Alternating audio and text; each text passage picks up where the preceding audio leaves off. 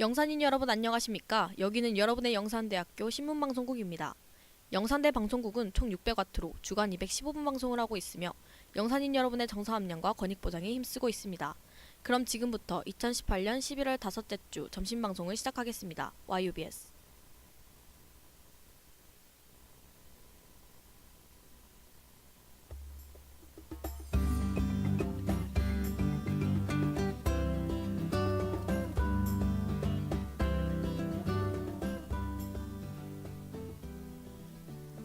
YUBS 음성방송 안내.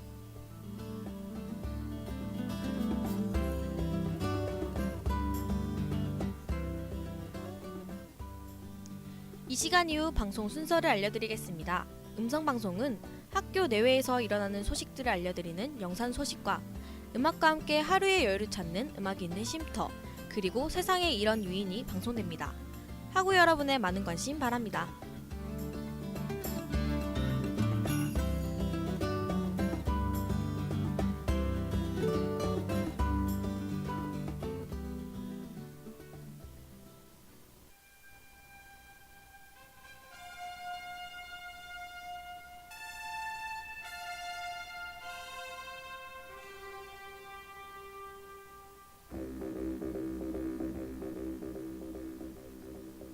영산인 여러분 안녕하십니까? 2018년 11월 다섯째 주 오늘의 영산 소식입니다.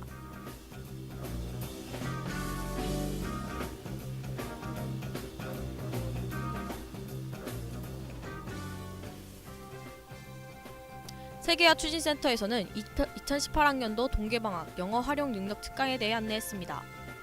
교육성과관리센터에서는 재학생 대상 교육 수요자 만족도 조사 실시에 대해 안내했습니다.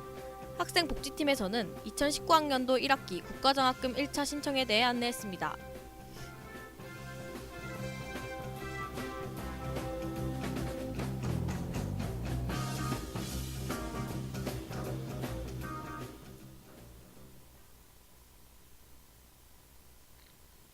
세계화 추진센터에서는 2018학년도 동계방학 영어 활용 능력 특강에 대해 안내했습니다. 참여 대상은 영산대학교 8학기 내 재학생이면 누구나 가능합니다. 모집기간과 방법으로는 오늘 12월 7일 금요일 18시까지이며 신청기간 내 홈페이지 신청서와 서류 제출을 준비하여 양산 캠퍼스는 성심관 1층 GC존에, 해운대 캠퍼스는 M동 9308에 세계화 추진센터에 방문하여 접수하시면 됩니다. 서류 제출을 준비해 신청서를 작성하여 온라인 제출하시면 됩니다. 기타 사항으로는 졸업인증 영어 영역 500점 인정과 수료자에 한하여 장학금을 받을 수 있습니다. 자세한 문의사항은 부산지역번호 051-549개 7254번으로 문의하시면 됩니다. 관심 있는 학우분들의 많은 참여 바랍니다.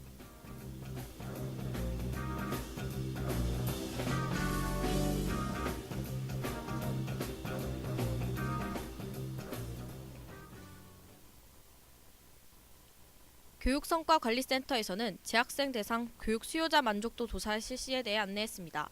조사 대상은 영산대학교 재학생이면 누구나 가능합니다.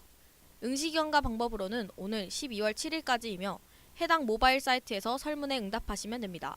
기타 사항으로는 설문 응답자 중 1000명에게 기프트콘이 제공됩니다. 자세한 문의 사항은 경남지역번호 055-389개 9173번으로 문의하시면 됩니다. 학우 여러분의 많은 관심 바랍니다.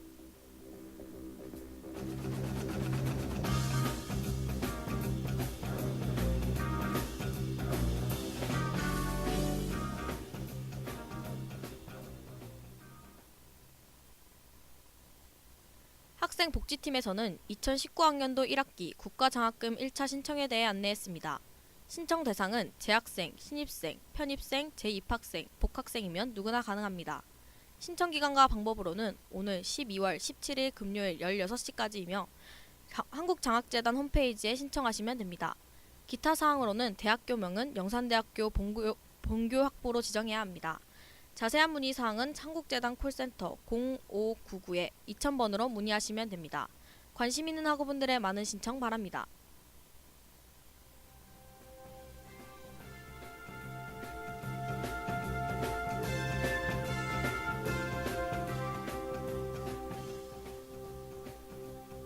2018년 11월 다섯째 주 오늘의 영상 소식 보도 김지유, 기술 최나연, 진행의 저 이환이었습니다.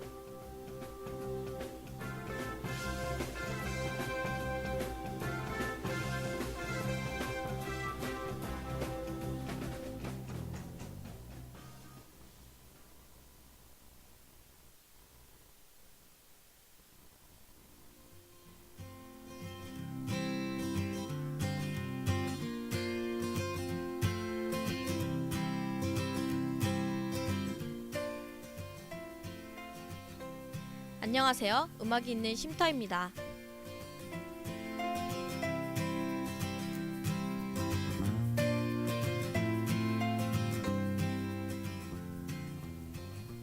벌써 11월의 마지막 날입니다.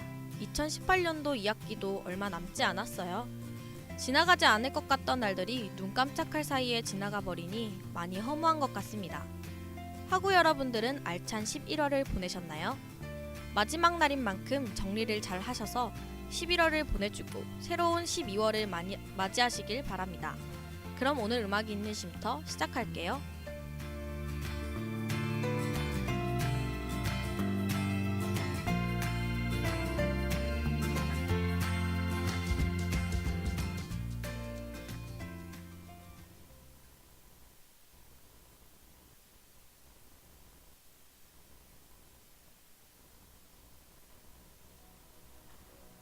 건조한 계절이 시작될 때 어김없이 찾아오는 불청객, 바로 정전기입니다.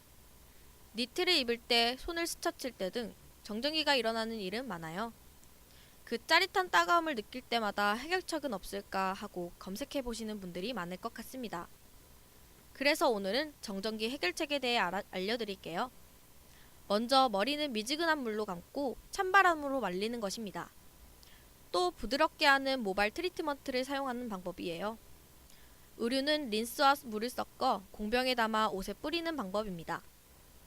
옷을 입기 전 뿌리면 정전기 발생률이 낮아진다고 해요. 니트를 세탁할 때는 꼭 섬유유연제를 사용해야 합니다.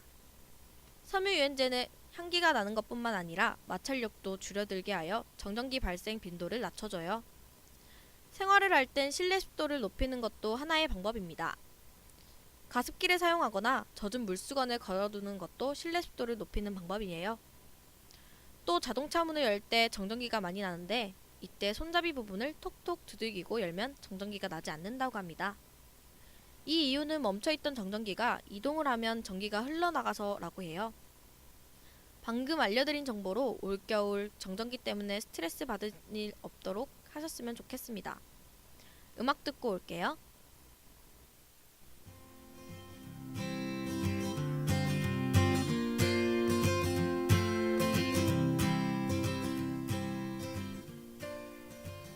학우 여러분들은 가장 감명 깊게 들었던 말이 있으신가요?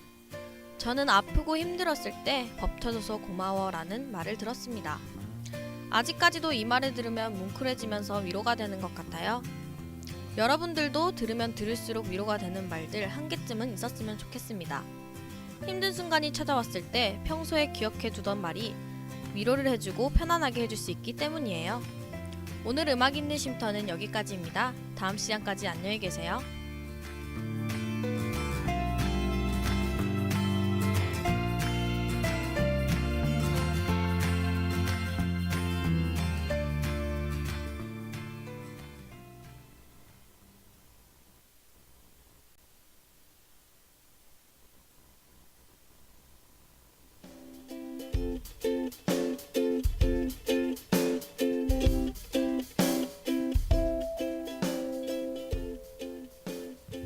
안녕하세요. 세상에 이런 위인이 시간입니다.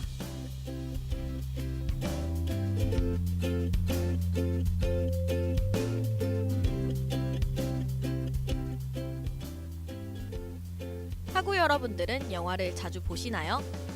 저는 영화에 관심이 많아 개봉하는 것마다 보는 편입니다. 그러다 보니 평소에 관심이 없던 역사 영화도 여러 개 보게 되는데요.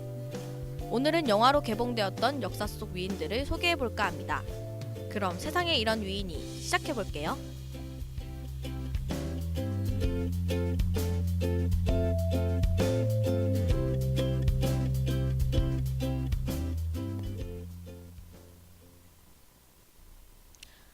번째로 소개해드릴 위인은 사도세자입니다. 사도세자의 이야기는 2015년 영화 사도로 개봉했었는데요. 사도세자의 조선의 21대 왕인 영조의 두 번째 아들입니다. 맏아들이 요절한 뒤에 늦은 나이에 얻은 아들인 사도세자는 영조에게 큰 기쁨을 안겨주었어요. 그래서 영조는 사도세자를 세자로 책봉하고 왕위를 이끌 훌륭한 인물로 키우기 위해 많은 시간과 정성을 쏟았습니다. 하지만 사도세자의 관점으로 보면 아버지의 지휘 아래 학문에만 몰두할 수밖에 없었던 것인데요. 2살 때부터 몇십 개의 글자를 알 정도로 아버지의 훈련이 혹독했다고 합니다.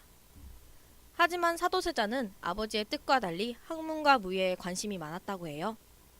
이렇게 사도세자와 영조 둘의 사이는 점점 틀어지게 됩니다. 영조의 기대는 날로만 커져가는데 그를 충족시키지 못했던 사도세자는 괴로움만 커져갔던 것이죠.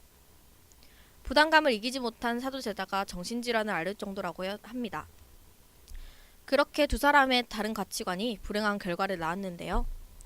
결국 영조 38년 윤 5월 13일 영조는 사도세자를 뒤지에 가두었고 그 후 8일 만에 죽음을 맞이합니다. 이 사건을 이모화변이라고 해요.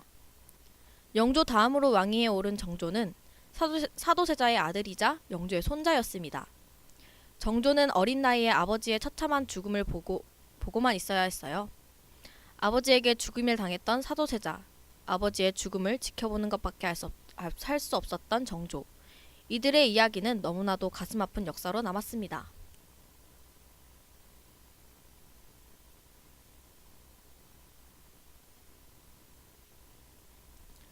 두 번째로 소개해드릴 위인은 덕혜옹주예요.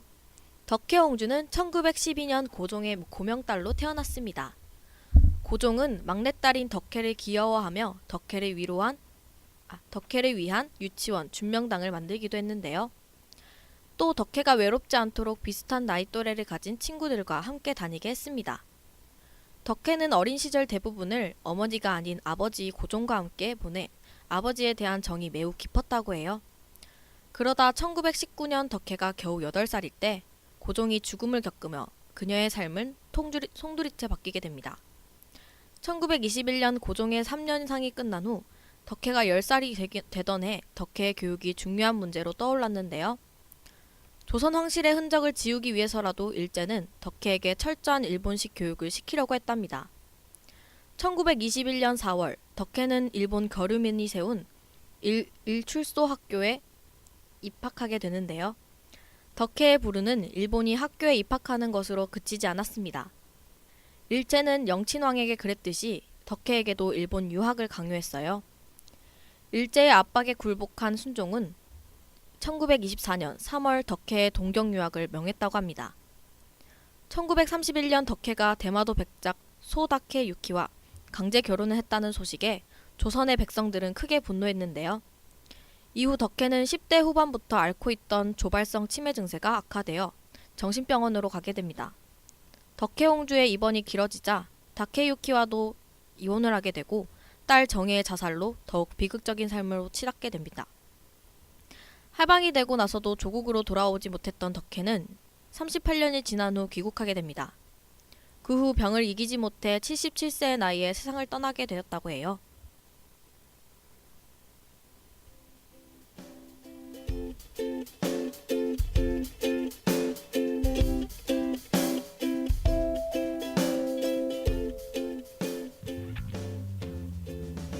오늘 세상에 이런 위인이에서는 영화 속 위인들을 소개해드렸어요. 사도세자와 덕혜옹주 두 위인 모두 익숙한 이름이지만 그 속의 이야기는 모르셨던 분들이 많을 것 같습니다. 생각보다 역사 속 슬픈 이야기가 많은 것 같아요. 그럼 오늘 세상에 이런 위인이는 여기까지입니다. 다음 시간까지 안녕히 계세요.